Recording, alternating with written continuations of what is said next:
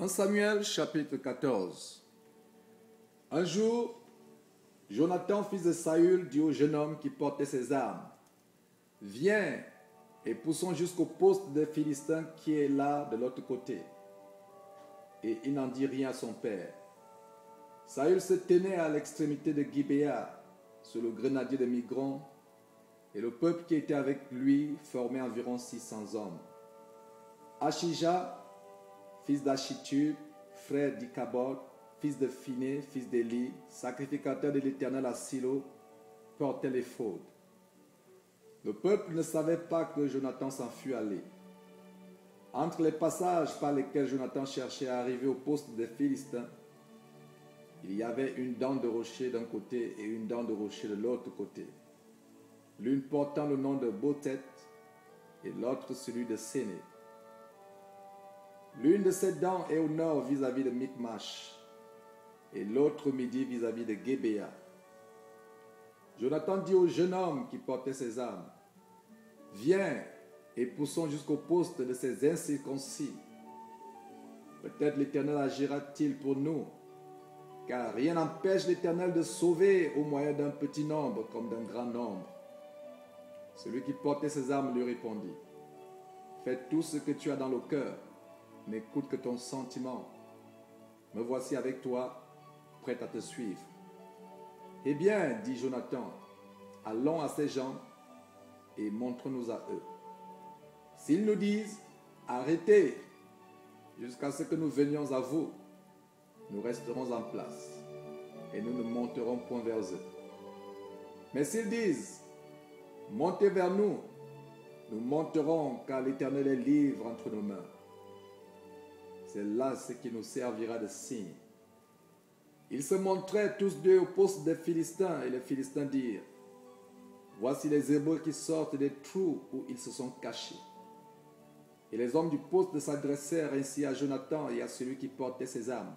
« Montez vers nous, et nous vous ferons savoir quelque chose. » Jonathan dit à celui qui portait ses armes, « Monte après moi, car l'Éternel est libre entre les mains d'Israël. » Et Jonathan monta en s'aidant des mains et des pieds, et celui qui portait ses armes le suivit. Les Philistins tombèrent devant Jonathan, et celui qui portait ses armes donnait la mort derrière lui. Dans cette première défaite, Jonathan et celui qui portait ses armes tuèrent une vingtaine d'hommes sur l'espace d'environ la moitié d'un arpent de terre.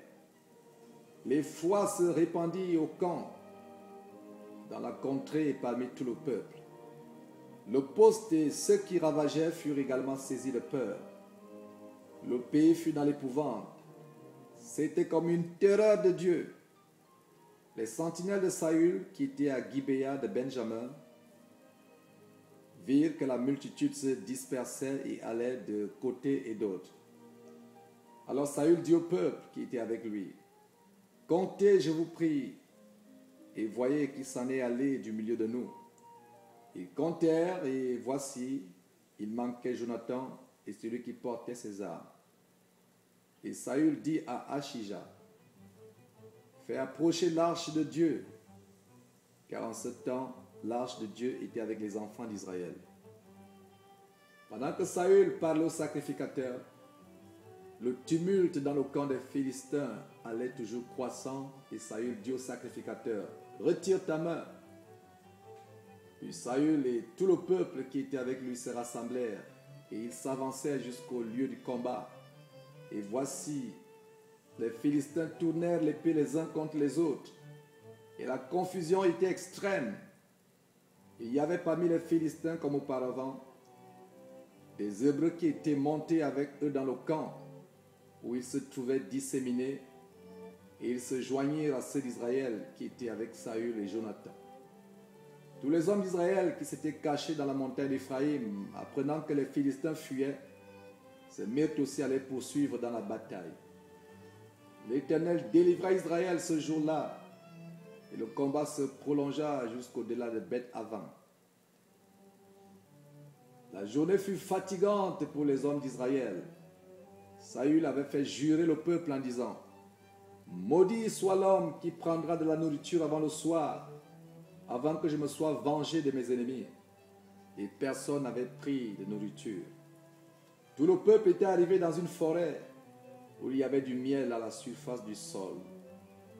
Lorsque le peuple entra dans la forêt, il vit du miel qui coulait, mais nul ne porta la main à la bouche, car le peuple respectait le serment.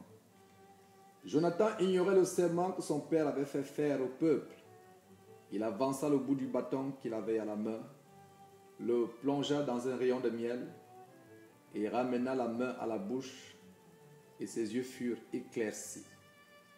Alors quelqu'un du peuple, lui adressant la parole, dit: ton père a fait jurer le peuple en disant: maudit soit l'homme qui prendra de la nourriture aujourd'hui. Or le peuple était épuisé.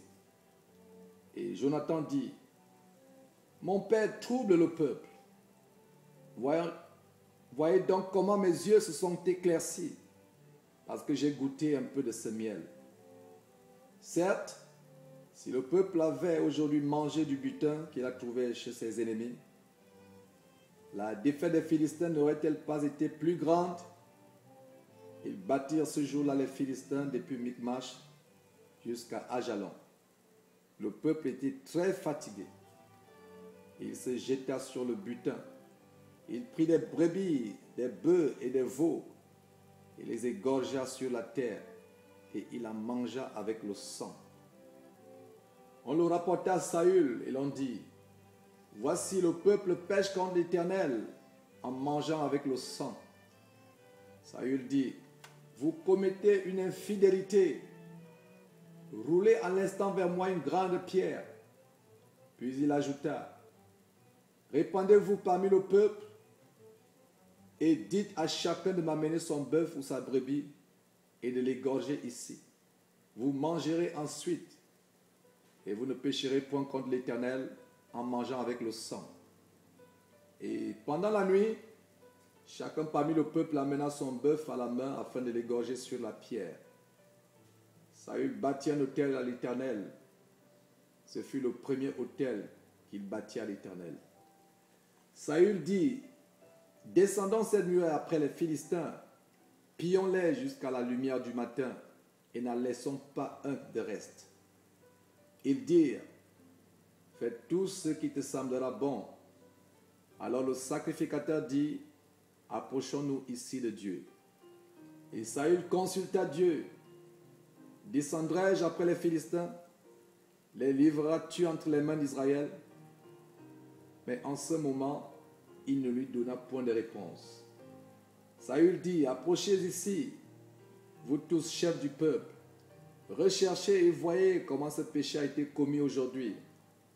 Car l'Éternel, le libérateur d'Israël, est vivant. Lors même que Jonathan, mon fils, en serait l'auteur, il mourait. Et dans tout le peuple, personne ne lui répondit. Il dit à tout Israël: mettez-vous d'un côté et moi et Jonathan mon fils, nous serons de l'autre. Et le peuple dit à Saül: fais ce qui te semblera bon. Saül dit à l'Éternel, Dieu d'Israël: fais connaître la vérité. Jonathan et Saül furent désignés et le peuple fut libéré. Saül dit: jetez le sort entre moi et Jonathan mon fils.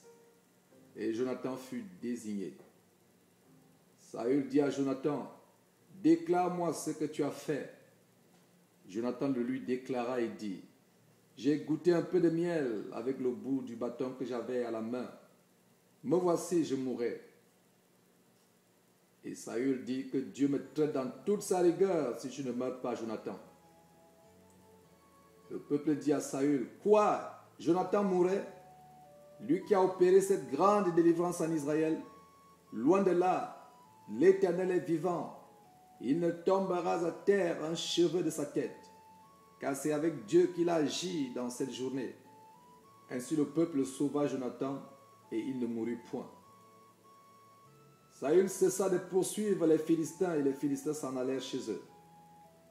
Après que Saül eut pris possession de la royauté sur Israël, il fit de tous côtés la guerre à tous ses ennemis, à Moab, aux enfants d'Ammon, à Édom, au roi de Toba et aux Philistins. Et partout où il se tournait, il était vainqueur. Il manifesta sa force, battit Amalek et délivra Israël de la main de ceux qui le pillaient. Les fils de Saül étaient Jonathan, Jishvi et Malkishua. Ses deux filles s'appelaient l'aînée Merab et la plus jeune Michal. Le nom de la femme de Saül était Achinoam, fille d'Achimat. Le nom du chef de son armée était Abner, fils de Ner, oncle de Saül. Kis, père de Saül, et Ner, père d'Abner, étaient fils d'Abiel.